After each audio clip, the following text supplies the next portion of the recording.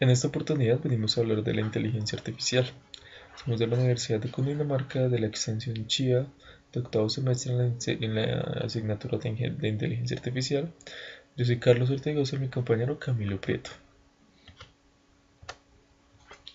Bueno, tenemos que dar una pequeña introducción de lo que es la inteligencia artificial, lo cual es básicamente emular un cerebro humano a una máquina para que pueda cumplir las funciones y tomar decisiones, como tener una especie de conciencia. A inicios de los años 40 se empezó a tratar todo lo que fue relacionado con la inteligencia artificial, la relación de cómo una máquina podía emular todo lo que hacía el cerebro humano, pero pues no se le dio tanta fuerza sino hasta los años 50, que fue cuando Alan Turing, gracias a un artículo publicado por él, se le empezó a dar más importancia a la inteligencia artificial y se empezaron a tratar temas sobre el pensamiento, sobre el comportamiento y cómo una máquina podría llegar a asemejarse al pensamiento y al comportamiento de un ser humano. Eh, una vez que pues Alan Turing eh, aportó mucho a la ciencia en cuanto al comportamiento de cómo podría funcionar una máquina y el comportamiento humano y sus dos relaciones. A comienzos de los años 60, John von Neumann se encargó de preservar los estudios de Alan Turing y pues este se enfocó en la parte de la creación de una memoria para una computadora en la cual asemejaba el comportamiento de guardar información, de guardar procesos para luego ser utilizados más adelante, pero pues con la gran diferencia de que una memoria para computadora funcionaba gracias a electricidad y una vez que se cortaba este flujo de electricidad, la memoria dejaba de pues, guardar la información y pues de como de guardar los ciertos procesos o comportamientos que se le daban a la máquina. Esto es algo que pues no sucede con el ser humano, que una vez duerma el ser humano o permanezca en estado de reposo, la memoria sigue activa, el cerebro va a seguir activo. Es algo a lo cual no han podido llegar eh, pues la ciencia, encontrar una memoria que pues permita eso. Se han creado discos duros para que asemejen la información, pero pues igualmente no como tal como una memoria que puede sacar instantáneamente la información y mostrarla. En cuanto a esto podemos ver unos pequeños ejemplos de inteligencia artificial como es el ajedrez. El ajedrez necesita una cierta toma de decisiones porque el ajedrez es básicamente reaccionar a lo que el otro oponente propone. Eso es un principio de inteligencia artificial. También tenemos un robot, bueno, es una imagen solamente, pero es un indicio de lo que podría llegar a ser la inteligencia artificial. Eh, Igualmente, además de Turing, otros especialistas se encargaron de crear programas de computadora que fueran capaces de jugar ajedrez, damas. En este caso, pues lo que hacían era aprender de sus errores en los juegos.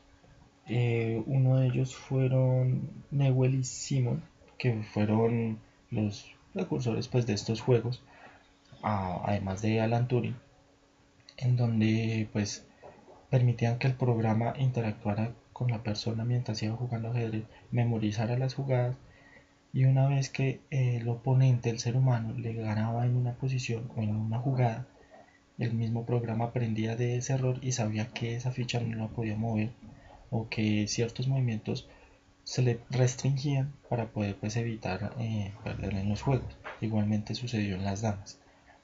Y después pues, de crear todos estos juegos, se enfocaron en un robot, en la creación de un robot que se llamaba Sheki, en el cual pues ya fue como la primera investigación hacia las redes neuronales en las cuales pues le transmitían al programa cómo poder interactuar de manera externa con el ser humano, en donde pues tenía que ver el tiempo, el lugar, cómo se comportaba la otra persona y a medida que pues, el ser humano le contestaba o le iba haciendo preguntas, por simple lógica de respuestas o pues por el mismo programa, por intuición, trataba como de contestarle a la persona, pero pues era muy limitado su tiempo de respuesta y sus respuestas.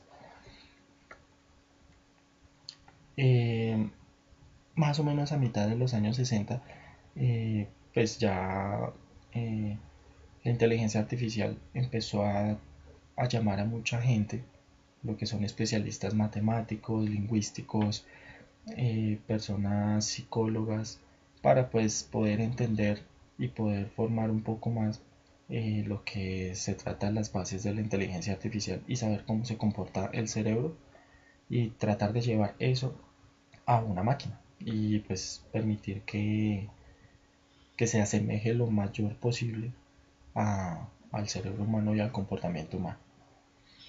Esto es bastante importante, ¿no? Porque el cerebro se compone de muchos factores y de muchos sectores y demás, y cada rama de las ciencias que tenemos influye directamente entre él. Ahí fue donde empezó el estudio del cerebro humano. Por ende, llegamos a ya como tal desglosar el cerebro, que se divide en cuatro lóbulos: el frontal, parietal, temporal y frontal. En este momento en la pantalla tenemos el lóbulo occipital y parietal. El occipital es el que tenemos al costado izquierdo, que se alcanza a ver en la parte posterior del cerebro. Este es el que maneja, es el encargado de procesar imágenes. Básicamente, pues entre otras funciones, él tiene más funciones, pero las principales es procesado de imagen, la visión.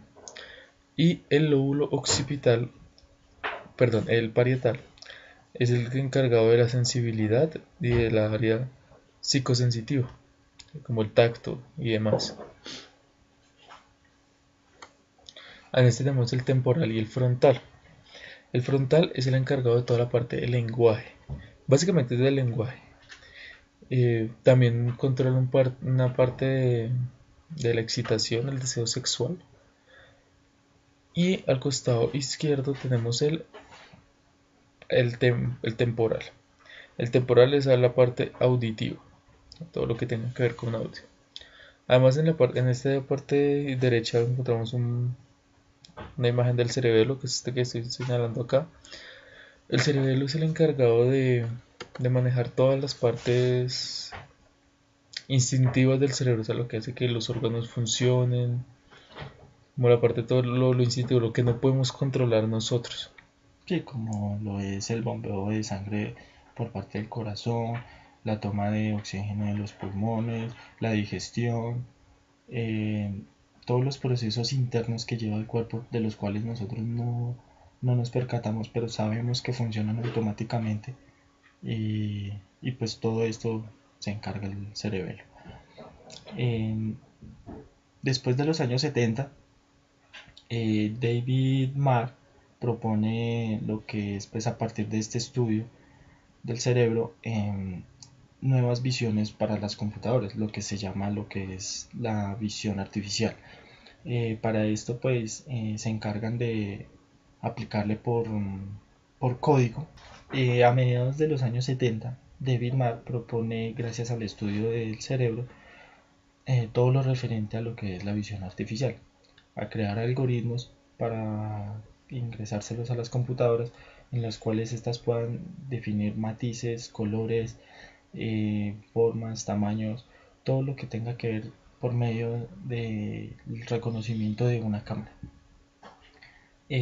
Pues esto es algo que se propone y que se empieza a estudiar para, pues para poder tomar la información a través de la cámara y que pues el mismo programa computacional se encargue de tomar toda la información, procesarla, tratando de asemejar lo que hace el cerebro humano a través de los ojos.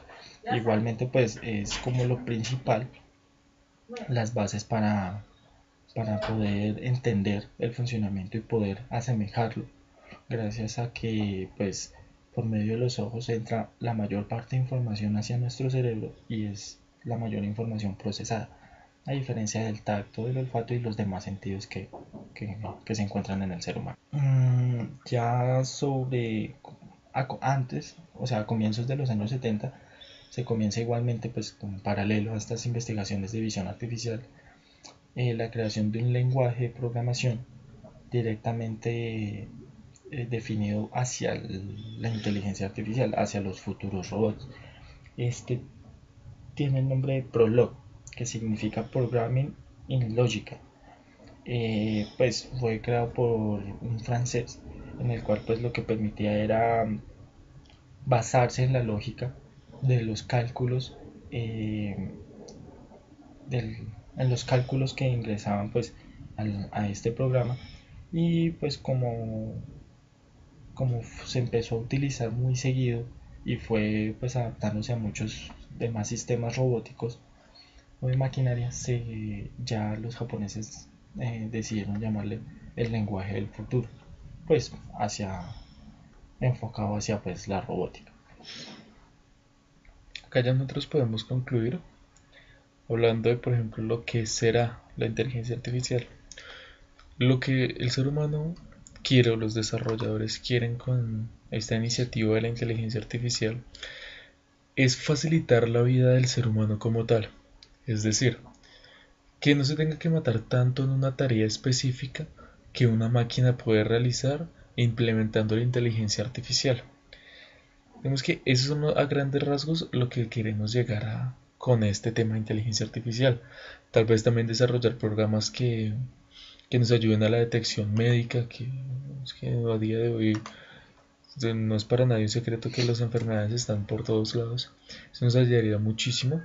También un robot que facilite la vida, por ejemplo los carros que se conducen solos, eso todos son iniciativas de inteligencia artificial. Lamentablemente a día de hoy no hay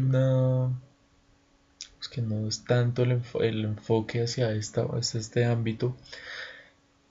Digamos que aún está un poco crudo, pero en un par de años tal vez tenemos expectativas del 2020, 2025, donde ya se van a presentar unas iniciativas más innovadoras en cuanto a este tema. Y con eso queremos concluir.